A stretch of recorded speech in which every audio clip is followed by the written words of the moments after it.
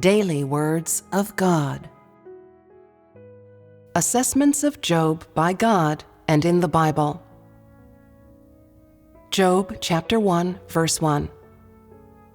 There was a man in the land of Uz, whose name was Job, and that man was perfect and upright, and one that feared God and eschewed evil.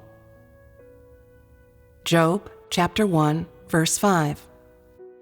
And it was so, when the days of their feasting were gone about, that Job sent and sanctified them, and rose up early in the morning, and offered burnt offerings according to the number of them all.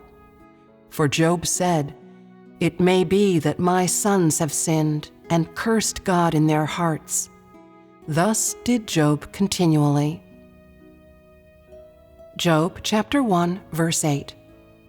And Jehovah said to Satan, Have you considered my servant Job, that there is none like him in the earth, a perfect and an upright man, one that fears God and eschews evil? What is the key point that you see in these passages? These three brief passages of Scripture all relate to Job. Though short, they clearly state what kind of person he was. Through their description of Job's everyday behavior and his conduct, they tell everyone that, rather than being groundless, God's assessment of Job was well-founded.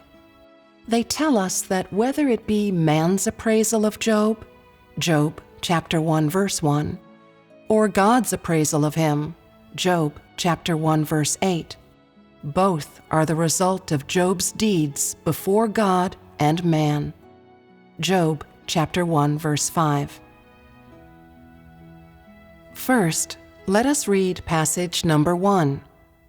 There was a man in the land of Uz, whose name was Job, and that man was perfect and upright, and one that feared God and eschewed evil. The first assessment of Job in the Bible, this sentence is the author's appraisal of Job. Naturally, it also represents man's assessment of Job, which is that man was perfect and upright, and one that feared God and eschewed evil.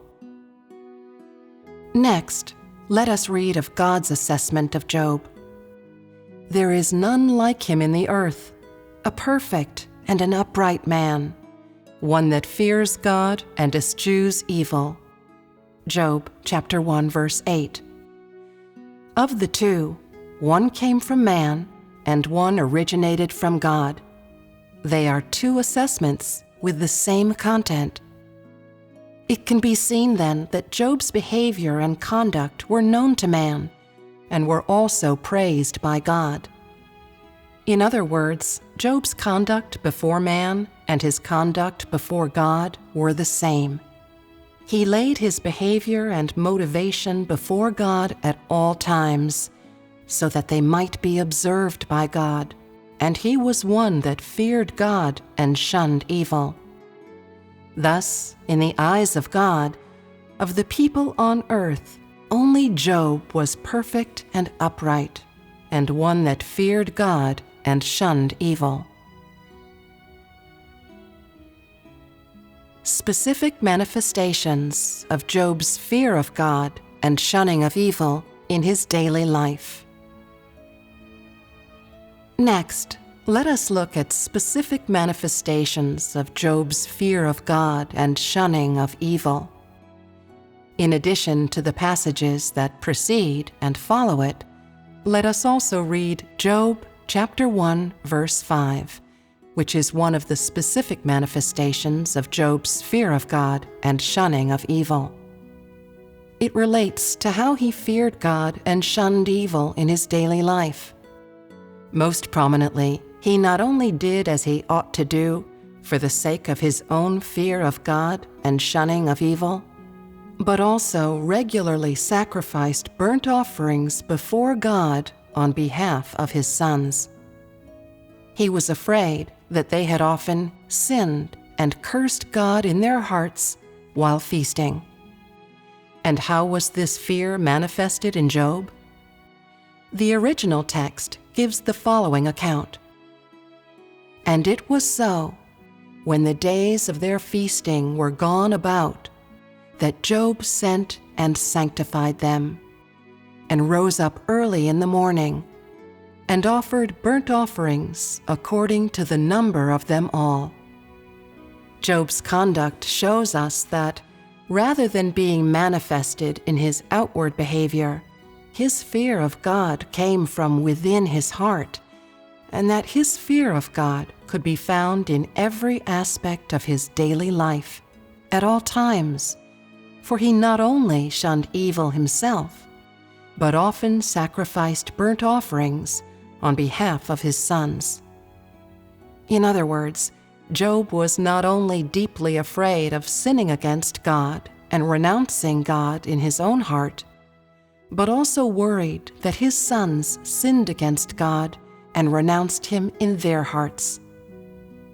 From this can be seen that the truth of Job's fear of God stands up to scrutiny and is beyond the doubt of any man. Did he do thus occasionally or frequently?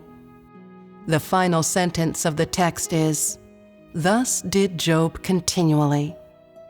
The meaning of these words is that Job did not go and look in on his sons occasionally, or when it pleased him, nor did he confess to God through prayer. Instead, he regularly sent and sanctified his sons, and sacrificed burnt offerings for them. The continually here does not mean he did so for 1 or 2 days, or for a moment. It is saying that the manifestation of Job's fear of God was not temporary, and did not stop at knowledge or spoken words. Instead, the way of fearing God and shunning evil guided his heart. It dictated his behavior, and it was, in his heart, the root of his existence. That he did so continually shows that, in his heart, he often feared that he himself would sin against God, and was also afraid that his sons and daughters sinned against God. It represents just how much weight the way of fearing God and shunning evil carried within his heart. He did thus continually because, in his heart, he was frightened and afraid that he had committed evil and sinned against God, and that he had deviated from the way of God and so was unable to satisfy God. And at the same time, he also worried about his sons and daughters, fearing that they had offended God. Thus was Job's normal conduct in his everyday life. It is precisely this normal conduct which proves that Job's fear of God and shunning of evil are not empty words, that Job truly lived out such reality.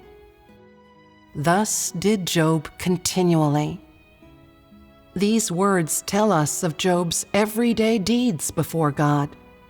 When he did thus continually, did his behavior and his heart reach before God? In other words, was God often pleased with his heart and his behavior? Then, under what circumstances and in what context did Job do thus continually? Some people say that it was because God frequently appeared to Job that he acted so. Some say that he did thus continually because he would shun evil. And some say that perhaps he thought that his fortune had not come easily, and he knew that it had been bestowed upon him by God, and so he was deeply afraid of losing his property as a result of sinning against or offending God. Are any of these claims true? Clearly not. For in the eyes of God, what God accepted and cherished most about Job was not just that he did thus continually.